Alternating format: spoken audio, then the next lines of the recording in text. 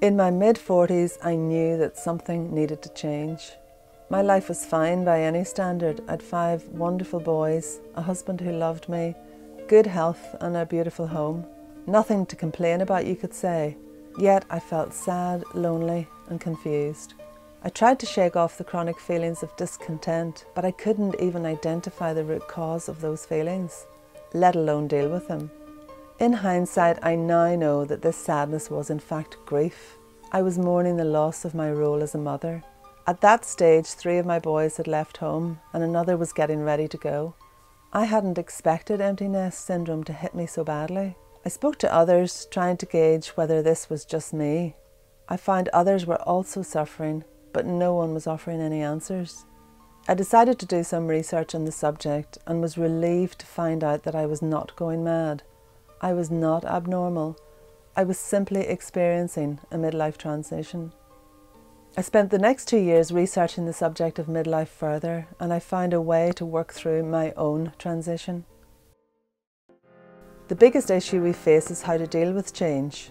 For many of us in our 40s and 50s, there's no roadmap as we go through this unknown territory. Added to this uncertainty are the myths and assumptions which still surround the process of getting older. The subjects of childhood, adolescence and old age are all well covered, but there is almost nothing for the midlife age group. GPs provide support for the menopause, but midlife is a far wider issue, and it includes both men and women. This lack of provision was the trigger for this DVD. Following my research, I interviewed 6 people, 3 men and 3 women, who spoke openly about their experience of midlife. I also spoke to a psychologist and counsellor to get their views. Life is not like clockwork.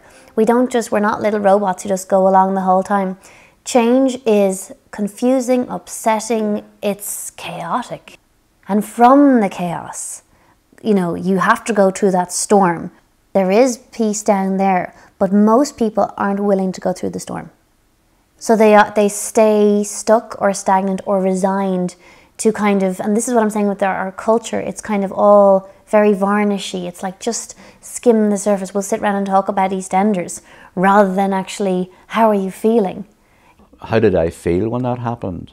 I have a list of feelings on a sheet, which probably is about 50 or 60 different feelings, which I sometimes give to some men to help them to express what they have felt at a time or what they're feeling now. And it's because we haven't the same emotional literacy, so we find it a lot more difficult to put words to feelings. So we actually need a lot more help with that. So when people can begin to process the emotions in that way, in other words, to attach words to the emotions and express them, it helps to unlock the problem-solving process. Change is a constant norm throughout our lives, and for all of us it is inevitable. During the course of our lives, from childhood to maturity, we experience many beginnings and many endings. We can't ignore the changes that occur at midlife and think that we can just carry on as before. We need to find ways of dealing with change. The autumn is a place familiar to many midlifers. We can end up trapped in a life which is not wonderful, but which offers us predictability and a measure of security. So a choice has to be made, change or stagnate. Unfortunately, we adults stay in the autumn far too long. At some point we reach a fork in the road, with signposts offering us 2 alternatives.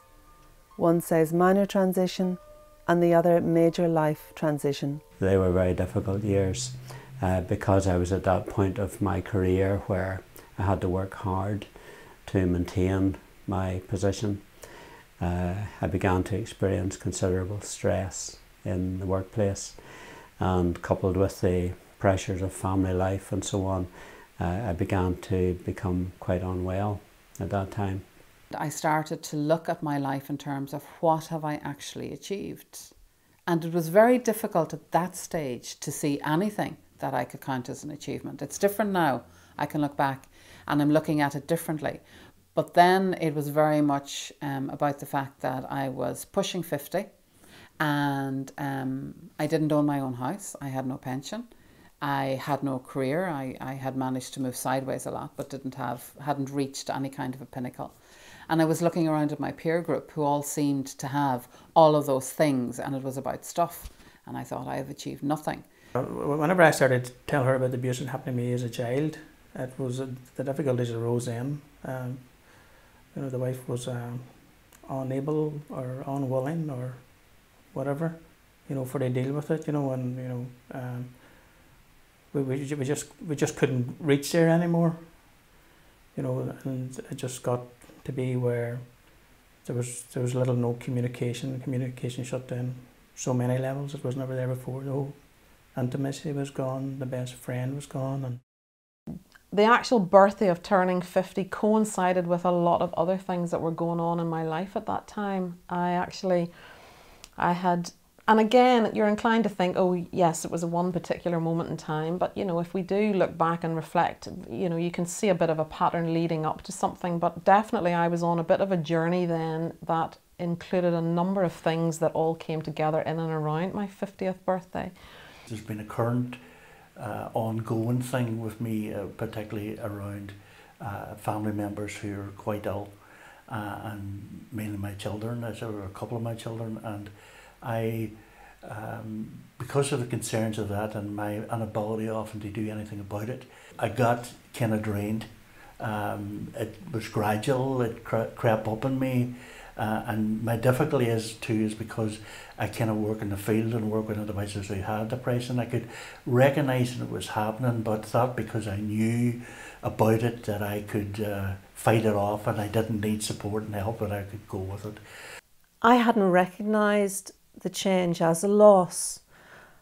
I was really, really confused. I just didn't know what was going on. I felt totally isolated and sort of sort of stuck within myself, and nobody, you know, nobody to talk to about it, because my husband, we were playing this sort of bit of a game with each other that we were in denial of what was going on with myself. This cycle can be repeated indefinitely. Success lies in our ability to identify which season we are in. That helps us make sense of our present thoughts and feelings and enables us to make informed decisions for the next stage of our lives.